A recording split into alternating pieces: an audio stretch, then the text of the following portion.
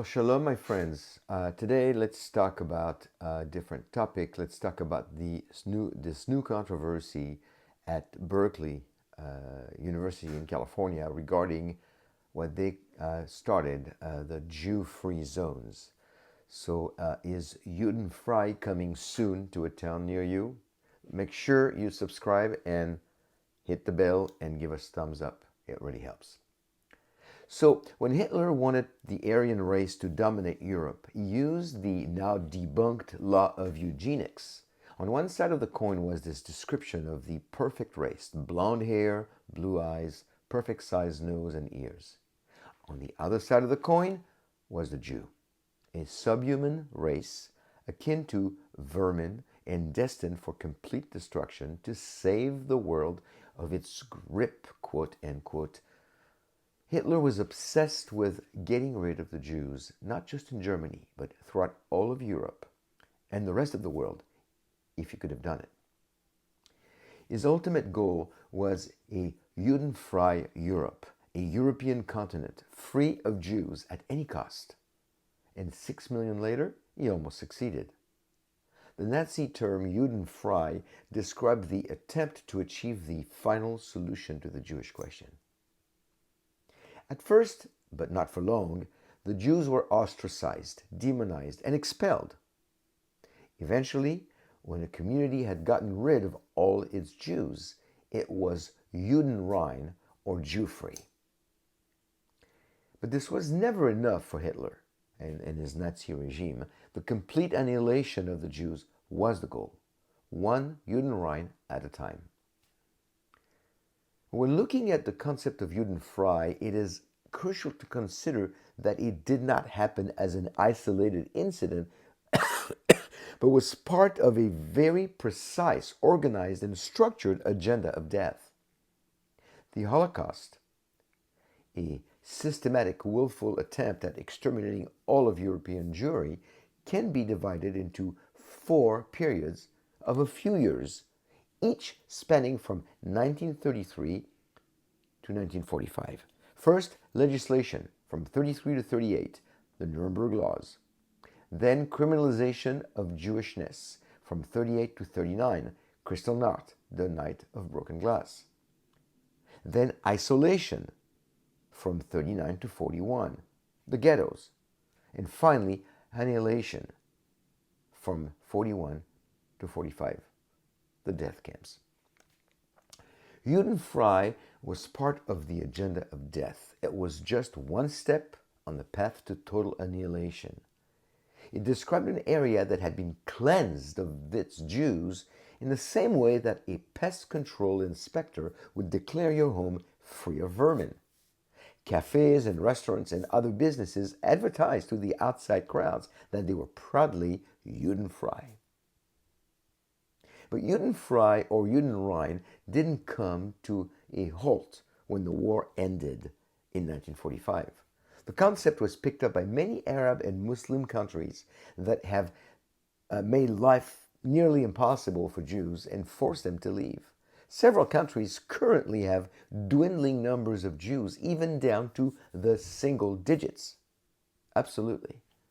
Sometimes the Jews are forced out of a country, and sometimes they leave on their own. All this being said, there's absolutely nothing positive about Judenfrei. So, when the University of Berkeley in California decided to develop what they call Jewish free zones on campus, I cringed. To be exact, 9 different law students group at the University of California, Berkeley School of Law have been modifying their bylaws to make sure that Jews are excluded. They want to ensure that speakers promoting Israel or Zionism are never invited anywhere or anytime on campus. The law groups are Berkeley Law Muslim Student Association, Community Defense Project, Law Students of African Descent, Middle Eastern and North African Law Students Association, Asian Pacific American Law Students Association, Queer Caucus, Women of Berkeley Law, and Women Exon of Color Collective. How in the world do we get the Queer Caucus and the Muslim Student Association to get along when they are on two opposite sides of the ideological spectrum? Oh, yes, I remember. The enemy of my enemy is my friend. Some of the language used in the revision of the bylaws is very concerning, as they state, in the interest of protecting the safety and welfare of Palestinian students on campus, insert organization name, will not invite speakers that have expressed and continued to hold views or host, sponsor, or promote events in support of Zionism, the apartheid state of Israel, and the occupation of Palestine. Close quote. This sounds like the pro-Palestinian students are at risk for their safety when a pro-Israel group or speaker is active on campus. It also accuses Israel of apartheid, which frankly is an outright lie. Those promoting it rarely, if ever, take the time to go to the land and observe how Arabs and Jews actually coexist and work very well together in Israel. They also intend to promote BDS, the Boycott, Divestment, and Sanctions movement against Israel, as well as equip people on how to properly boycott Israeli products, companies, and personalities. Now, interestingly enough, Erwin Chemerinsky, the dean of the Berkeley Law School, is Jewish and is even a progressive Zionist. But by the new standards of the law school bylaws that have been changed, he would be forbidden to speak at any events. How's that going to work? Seriously. What we really need to see is real dialogue from both sides. There used to be a time when people with differing views could dialogue freely, agree on some and disagree on some, but keep a respectful attitude towards each other. On a university campus, when the next generation is being groomed and equipped to be the leaders of tomorrow, what are we teaching them when we call Jews occupiers, colonizers, and human rights violators? Incidentally, if a Jewish student wants to contribute to the dialogue at a pro-Palestinian gathering, and those are plenty of them, they're quickly booed and often escorted out. I know this firsthand because I was the recipient of insults at UC Irvine in California several years ago when I attempted to participate in a dialogue and ask a simple question. So when Berkeley law students call for a Jew-free zone, not only do they infringe on freedom of speech, but they commit antisemitism and encourage others to do likewise. If this is not reversed or stopped, other schools will follow suit, and then other organizations. This is a little spark that could very rapidly lead to a forest fire.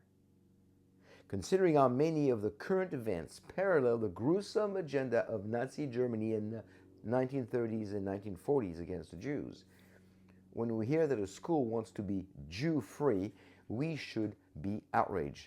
We should speak up and come to the defense of our Jewish friends. Remain silent, and soon enough the Jews in your town will be no more.